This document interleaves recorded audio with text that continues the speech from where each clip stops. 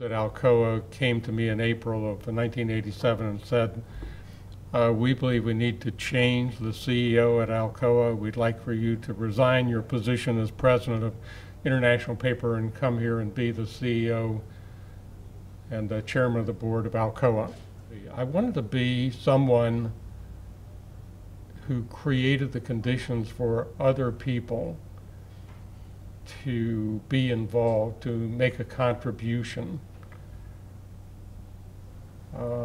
And one of the things that I had observed, especially in the 10 years I spent at International Paper, is that it really is possible to bring people together around shared goals that no one can argue about. And so during this 3-month period in 1987, I got out my 8.5 by 11 tablet with blue lines on it and started writing. And at the top of my page, I wrote safety. And you've already heard some of this, but I want to reinforce. Why did I start with safety? Because I believed it was possible, again from observation, for an organization to function in a way that no one ever got hurt at work, right? So I went in this environment and said to them, I hope you've heard about zero safety incidents. What I want to say to the supervisory people is I mean it. And here's how much I mean it. We're not ever going to budget for safety in Alcoa again. And then I said to the hourly people, you heard what I said to the supervisors. And so what I want to do for you is I want you all to get out your pen and paper and write this down, because I'm going to tell you my home phone number. And if they don't do what I just said, I want you to call me at home 24 hours a day.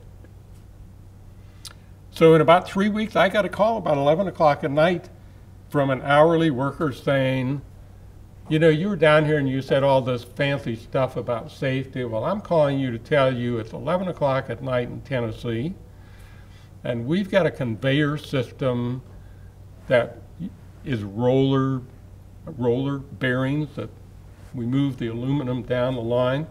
And for the last 3 days, the central section of the conveyor has been broken down. And so we, the hourly workers, are having to lift these slabs of aluminum that weigh hundreds of pounds to transport them from a working part of the conveyor around the part that's broken to the other working part of the conveyor. And we're really worried about hurting ourselves. If we dropped one of these things, somebody could get their foot crushed, our backs are aching. So I said, thank you very much. I will take some action.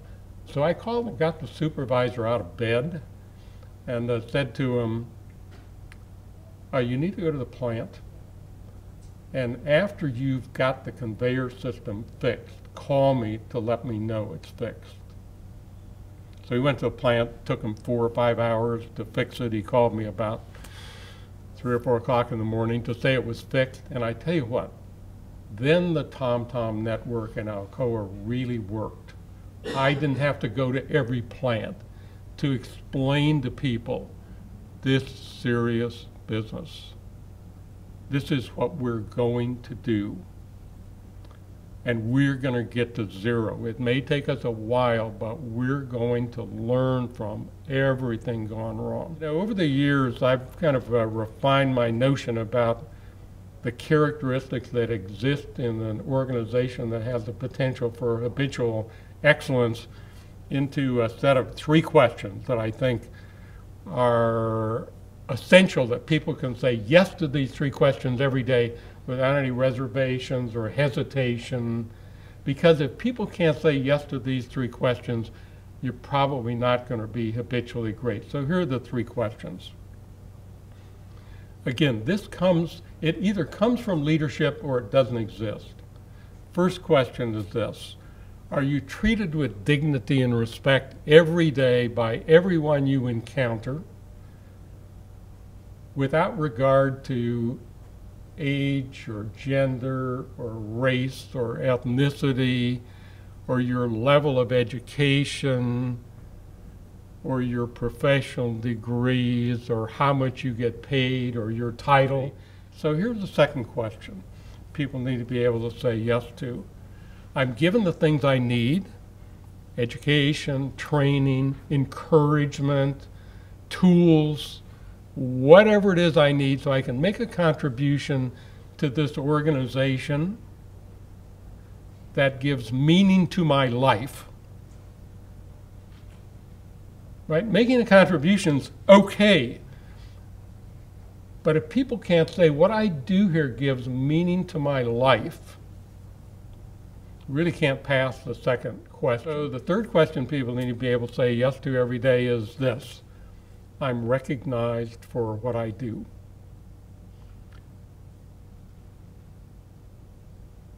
Someone whose judgment I care about makes it clear to me all the time that I'm important here. In a great organization, people can say, I am treated with dignity and respect every day, no qualifications. Every day it happens to me. And in a great organization, everyone has a sense that they're important, and they're constantly looking for a way to make the work easier. That's okay. To make it more precise, to make it closer to perfect all the time.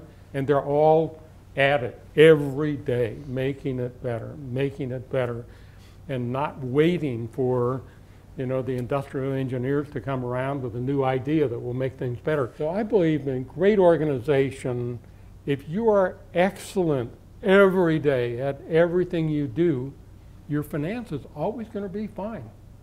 You know, it doesn't mean that you're exempt from economic cycles, you know, that there will be wave effects that we didn't anticipate. You know, we'll have a tragedy like the earthquake and the tsunami in Japan.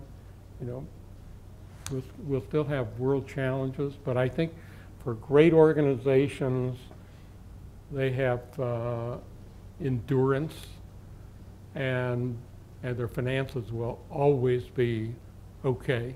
You know, so I didn't just espouse this when I was at Alcoa, and the industry went through a really miserable time in 1993 and 1994. In the whole world, the only company in the aluminum industry that was profitable was Alcoa. We didn't make a lot of money, but everybody else was bleeding to death because we were better at everything we did than other people. You know, so perfect is really a great economic protection against cyclicality and the other things that we have. So I'll tell you an environmental war story. This is back to DuPont. I got a call in maybe 1989 from the chairman of DuPont. His name was Ed Woolard in those days. Ed Woolard called me and he said, I'm calling you, Paul, because tomorrow DuPont's going to have a press conference, and we're going to announce that we're going to stop producing certain gases that we use in our processes because they produce 3,000 to 4,000 times more potent environmental effect than run-of-the-mill carbon dioxide, 3,000 to 4,000 times more. And so I said, well, you know, I'm sorry to hear that, Ed, but why are you calling me? And he said, because when I tell the media that, they're going to say, does anybody else produce this stuff? And I'm going to have to tell them every aluminum smelter in the world produces this off gas. So I said, thanks a lot, Ed. Thanks for calling me. So I got my scientists together and said to him, you know, I got a call from Ed Woolard. He tells me we're guilty of putting this terrible stuff into the atmosphere. What the hell are we doing? Isn't there a better way to control this process? Because if you think about it, this is like driving through a tunnel with a big white line down the middle of a tunnel, and the way you stay on the center line is by running into the walls. You know, that's what the alumina process was about. All over the world, they were running into the damn wall every day, multiple times, in order to achieve energy, what they thought was energy efficiency. So in about 3 months' time, the engineers figured out a new control process that didn't require you to run into the wall multiple times a day, and we stopped producing these PFCs and 3s and 4s. And it made our process more efficient. That was it. I got onto this, you know, in the late 80s because I was in a race with Bob Galvin, who joined us at the back of the room. And Bob Galvin was running Motorola in those days. And they were famous for leading the world in the application of quality ideas. And so I called in my controller and said to him, Ernie, I want to know if we closed our books worldwide perfectly, how long would it take us to close our books? In those days, we were closing our books in 10 or 11 days. This is a, you know, Fortune 50, big company all over the world. We were closing our books fully audited in 10 or 11 days. How long would it take us to close our books fully audited?